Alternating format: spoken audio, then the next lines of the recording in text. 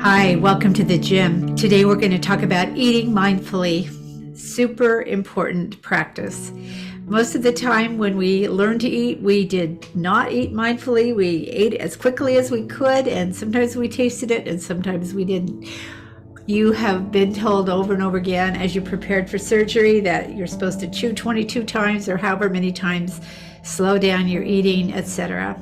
We're going to talk a little bit about that, but we're also going to talk about why we're eating. So there's done a lot of research on eating mindfully, and I thought it was super interesting. So I'm going to give you a couple of studies that were done because they're just fascinating. A 6-week group seminar on mindful eating among people with obesity showed an average weight loss of 9 pounds in 6 weeks. And these are not bariatric people, these are just normal folks. And during the seminar, they lost 9 pounds, and then the 12-week follow-up showed that they had kept that off. Another group, it was a 6-month instead of a 6-week group, had an average weight loss of 26 pounds without any weight regain in the following 3 months. And all they did was change the way they ate. They ate mindfully. They also found that mindful eating drastically reduces the severity and frequency of binge eating episodes, or they suspect it does. One study found that after a 6-week group intervention in women with obesity, binge eating episodes decreased from 4 to 1.5 times per week, and the severity of these episodes decreased as well. In addition to being effective treatment for binge eating, mindful eating methods have also been shown to reduce emotional eating and external eating. Emotional eating is the eating we do because of our emotions as our way to manage them. And external eating is the eating we do in response to our environment, such as the sight, smell of food, being around our friends, etc., just by eating mindfully. These are huge results. So let's look for a minute at the differences between physical and emotional hunger.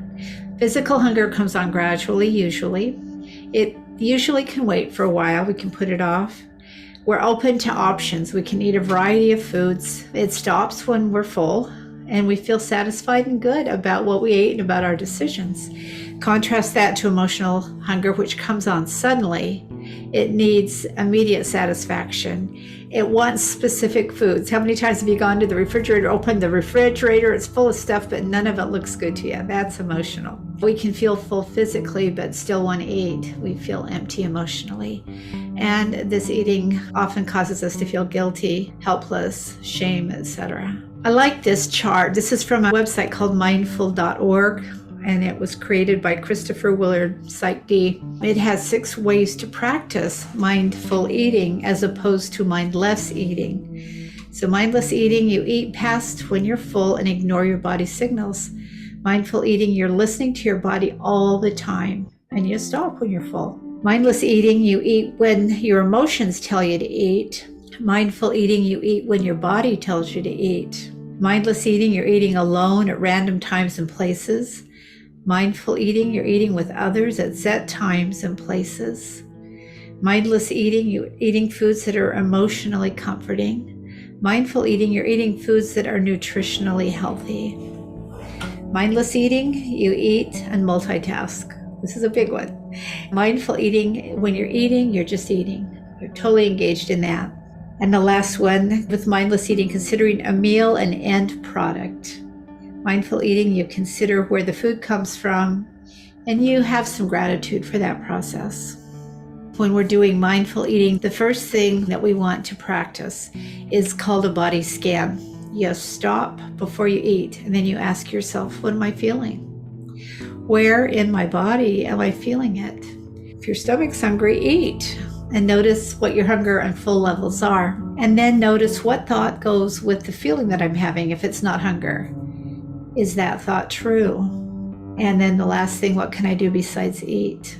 So I'm looking for feelings. I'm looking for thoughts. If I'm hungry, I'm going to feed myself. If I'm not, I'm going on a journey of discovery to what's really going on as I body scan. So I want to talk about a body scan for just a second. Body scan is something where you just start at the top of your head and you just scan every part of your body inside and out, every organ, every thought, every piece of skin as you go all the way through your body. And it sounds like it would take a long time. It really doesn't.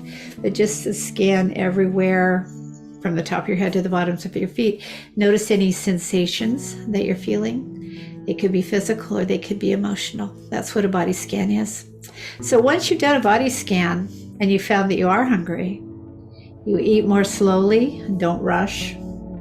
You chew thoroughly, eliminate your distractions. Eat in silence, or if you're with a person, talk with them, but don't multitask. Focus on how the food makes you feel as it goes from your mouth all the way down to your stomach. Stop eating when you're full. It really does take 20 minutes for your brain to get the signal, so that's why you want to eat really slowly so that you don't overfill your stomach. But your stomach can tell you if it's getting over full. It's just that you might still feel hungry, but your stomach will say, oh no, we're getting too much in us. Ask yourself why you're eating, whether you're truly hungry or whether the food you choose is healthy.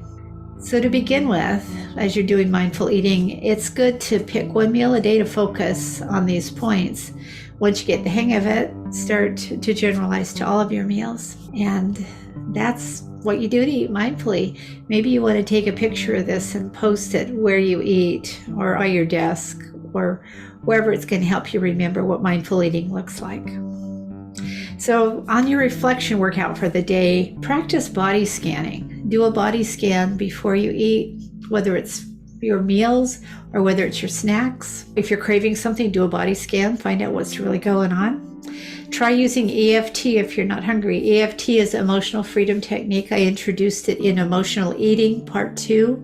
I also have a chart right here for you to use if you want to use it, and it will tell you how to do it.